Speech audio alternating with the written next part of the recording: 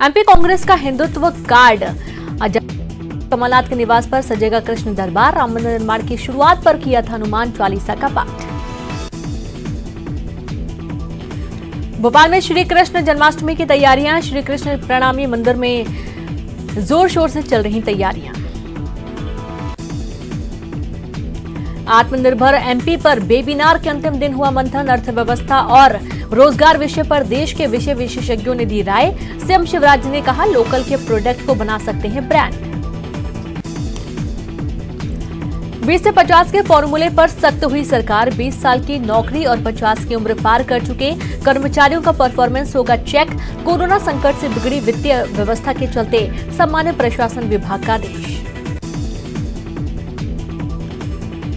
कांग्रेस को booth management के गुर सिखाएगी कांग्रेस सांसद करुणा शुक्ला। 20 अगस्त से शुरू होगा प्रशिक्षण। करीब 1 महीने तक उपचुनाव वाले हर विधानसभा क्षेत्र में चलेगा प्रशिक्षण।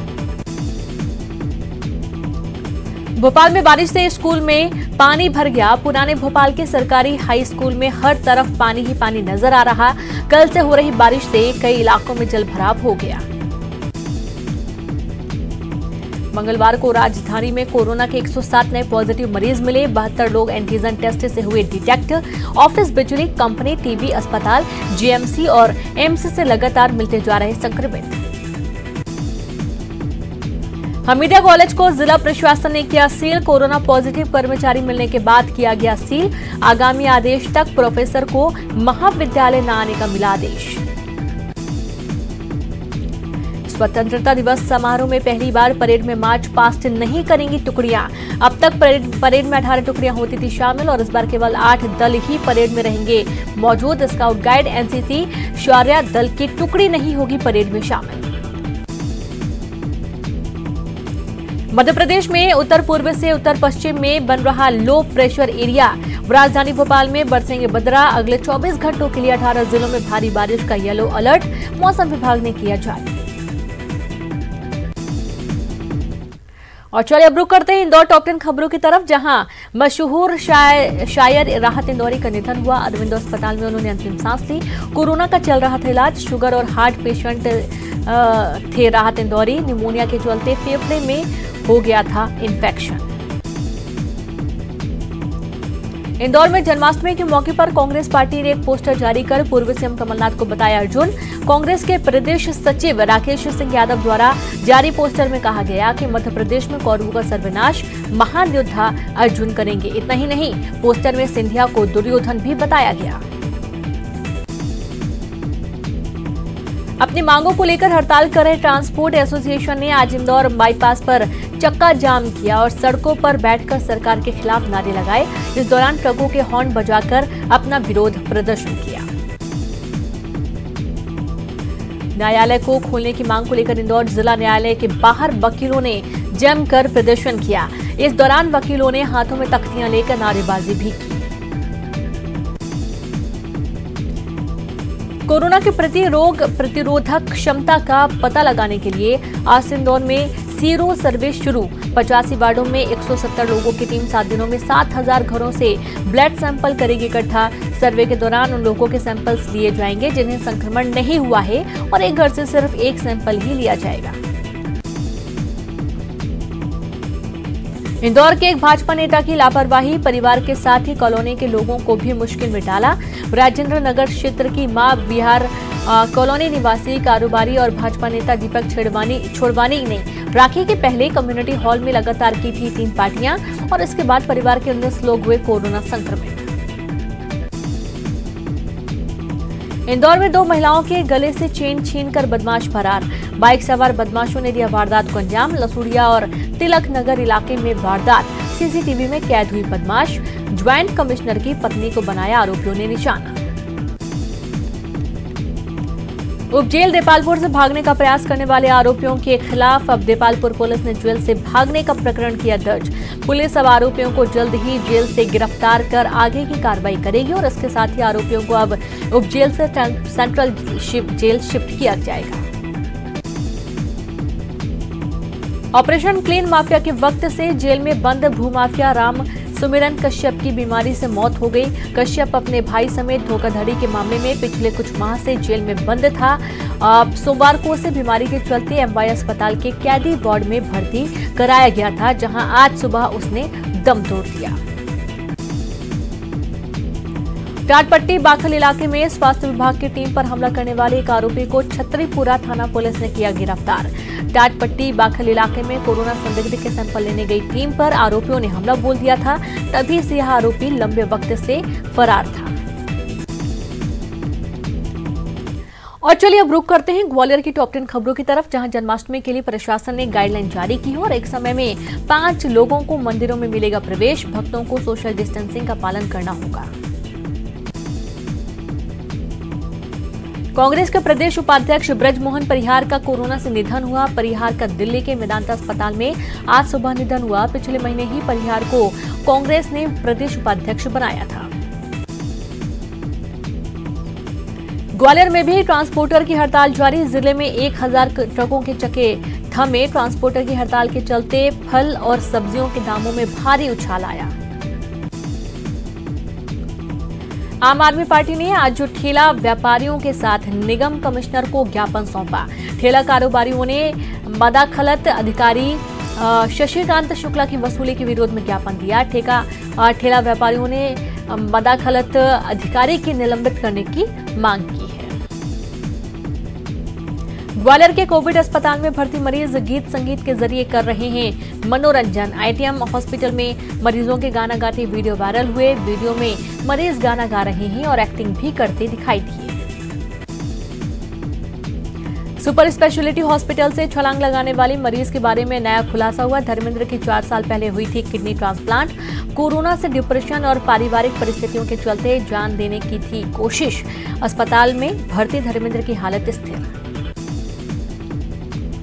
लॉकडाउन ने पति पत्नी के बीच होने वाले तलाक को रोका। पति पत्नी के चरित्र पर संदेह करता था और वह उससे 1.5 साल से अलग रह रहा था। 1.5 महीने साथ रहने के दौरान पति और को एहसास हुआ कि पत्नी पर वह बेकार शक करता है। आखिर में पति ने तलाक की अर्जी वापस ले ली। ग्वालियर के बाहरी इलाकों के बाद अब शहर में भी सिटी बस चलेगी। 15 अगस्त से शहर में सिटी बसें दौड़ेंगी। हजीरा किला गेट, फूलबाग, मार्ग महाराज रूट पर चलेंगी बसें। मॉनसून सीजन में भी मेंटेनेंस के चलते हो रही बिजली गुल। ग्वालियर से 3 दिन में 5389 शिकायतें पहुंची। अघोषित बिजली कटौती की है शिकायतें। ग्वालियर में मंगलवार को जोरदार बारिश हुई। बारिश के चलते शहर की सड़कें हुई लबालब। अब तक 285 मिलीमीटर बारिश हुई दर्ज। तो ग्वालियर के बाद अब देखेंगे जबलपुर की टॉप 10 खबरें, जहां जबलपुर में मेडिकल अपशिष्ट नियम का पालन नहीं करने पर एनजीटी नई दिल्ली का सख्त आदेश। प्रदेश में 2 माह के भीतर नियम का पालन न करने पर देना होगा भारी भरकम जुर्माना।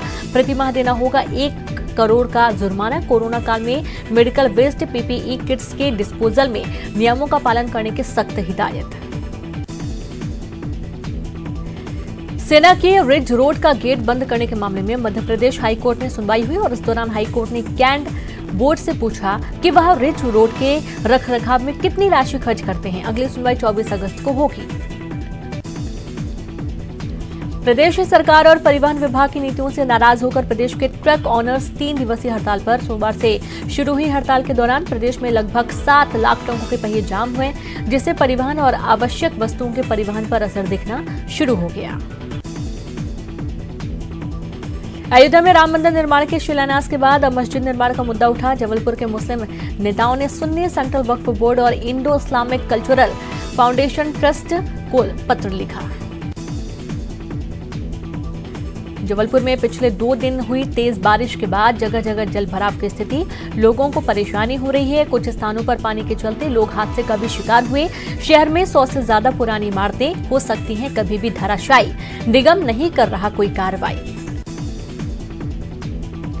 बरगे बांध के कैचमेंट एरिया में अच्छी बारिश होने से बांध का जलस्तर अब धीमे धीमे बढ़ने लगा। बांध का जलस्तर 416.20 मीटर पर पहुंचा। 24 घंटे में करीब 40 सेंटीमीटर पानी बरगे बांध में जमा हुआ। कोरोना संक्रमण काल में पथ विक्रेताओं को आत्मनिर्भर बनाने के सरकार के दावे खोखले। जबलपुर की बात करें तो यहां 80,000 से अधिक पथ विक्रेताओं ने 10,000 की राशि ऋण के रूप में पाने आवेदन किए, लेकिन अब तक मात्र 1500 पथ विक्रेता भी इससे लाभान्वित नहीं हो पाए। शहर में कोरोना 2000 का आंकड़ा छूने के करीब 49 नए मरीज सामने आए, जबकि 2 मरीजों ने कोरोना से दम तोड़ दिया। शहर में अब तक कोरोना वायरस का आंकड़ा 1934 पर पहुंचा। जबलपुर के गोरखपुर थाना अंतर्गत मांडवा बस्ती में शातिर बदमाश की हत्या करने वाले 5 लोगों को पुलिस ने किया गिरफ्तार। जबलपुर के खमरिया थाना अंतर्गत सोनपुर गांव में मगरमच्छ के बच्चे ने 1 घंटे तक मचाया आतंक, जिसका वीडियो सोशल मीडिया में वायरल हुआ। और अब रुक करेंगे सीधे रायपुर की खबरों की तरफ। चलिए शुरू करते हैं। कोरोना वायरस संक्रमण के चलते इस बार कृष्ण मंदिरों में जन्माष्टमी का उत्सव सादगी से मनाया जाएगा। मंदिर में आने वाले सभी भक्तजन 6 फीट की उचित दूरी पर खड़े होकर भगवान श्री कृष्ण के दर्शन कर सकेंगे। भक्तों को स्क्रीनिंग और सैनिटाइजेशन टनल से होकर मंदिर में प्रवेश मिलेगा। जन्माष्टमी पर कोरोना का असर रहने वाला है। इस्कॉन मंदिर में भक्तों के किसी भी प्रकार की पूजन सामग्री या अन्य कोई वस्तु चढ़ाने पर रोक लगा दी गई। बिना मास्क मंदिर में प्रवेश नहीं मिलेगा। राजधानी रायपुर में सराफा बाजार जन्माष्टमी पर बंद रहेंगे। 12 अगस्त को सराफा बाजार बंद रखने का फैसला लिया गया है। कोरोना संक्रमण रोकने के लिए अब आबकारी विभाग ने लिया बड़ा फैसला। 19 अगस्त तक बंद रहेंगे होटल, रेस्टोरेंट और बार। सभी कलेक्टरों को दिए गए निर्देश। मुख्यमंत्री भूपेश बघेल ने छत्तीसगढ़ की पहली महिला सांसद मिनी माता को उनकी पुण्यतिथि पर श्रद्धांजलि अर्पित की और इस अवसर पर सीएम ने अपने रायपुर निवास से वीडियो कॉन्फ्रेंसिंग के जरिए न्यू राजेंद्र नगर स्थित सांस्कृतिक भवन परिसर में लगभग 44 लाख रुपए की लागत से नवनिर्मित मिनी माता स्मृति भवन का लोकार्पण भी किया। रायपुर कांग्रेस ने पूर्व सीएम रमन सिंह पर लगाए आरोप। रमन सिंह पर आय से कई गुना अधिक संपत्ति बनाने का आरोप। वीणा सिंह की भी संपत्ति में हुई बेतहाशा वृद्धि। घोटाले का पैसा विदेशी खातों में जमा किए जाने के आरोप। रायपुर नगर निगम में सामान्य सभा आयोजित करने की मांग को लेकर बीजेपी पार्षदों ने सभापति प्रमोद दुबे से की मुलाकात। सभापति से संवैधानिक अधिकारों का उपयोग कर सामान्य सभा आयोजित करने की मांग। इधर महापौर एजाज ढिब्बर ने दी दलील, सोशल डिस्टेंसिंग के साथ ही सभा का आयोजन करना संभव नहीं। छत्तीसगढ़ में कोरोना का कहर जारी। 24 घंटे में 477 नए मरीज मिले और रायपुर से सर्वाधिक 219 नए मरीज मिले। कोरोना से 3 लोगों की हुई मौत। केंद्रीय विद्यालय का पालकों ने घेराव किया। 11वीं कक्षा में बच्चों को साइंस विषय में प्रवेश नहीं दिए जाने से पालक है नाराज। रायपुर में शराब दुकान में 16 लाख रुपए से अधिक का गबन करने वाले 4 कर्मचारियों के खिलाफ पुलिस ने मामला दर्ज किया। और चलिए अब रुक करेंगे दुर्ग टॉप 10 खबरों की तरफ, जहां दुर्ग नगर निगम के महापौर धीरज बाकलीवाल भी कोरोना संक्रमित पाए गए। महापौर धीरज बाकलीवाल ने अपने सभी साथियों से जो संपर्क में आए हैं कोरोना जांच करवाने का आग्रह किया है। दुर्ग जिले में कोरोना संक्रमण से 2 लोगों की मौत हो गई। मृतकों में एक बीएसएफ का जवान और दूसरा एक बुजुर्ग शामिल। जिले में मृतकों की संख्या बढ़कर 20 हो गई। भिलाई के खुर्सीपार क्षेत्र में देर रात आपसी विवाद में एक दंपति की हत्या हो गई। आरोपी युवक ने तलवार मारकर पति पत्नी सहित उनके बेटे को गंभीर रूप से घायल कर दिया था। मामला अवैध शराब बिक्री को लेकर विवाद हुआ। भिलाई के खुर्सीपार में हुए डबल मर्डर के मामले में पुलिस ने एक मुख्य आरोपी सहित कुल 3 लोगों को किया गिरफ्तार। सोमवार की रात तीनों आरोपियों ने मिलकर ही दंपति सहित उनके बेटे के साथ जमकर मारपीट की थी।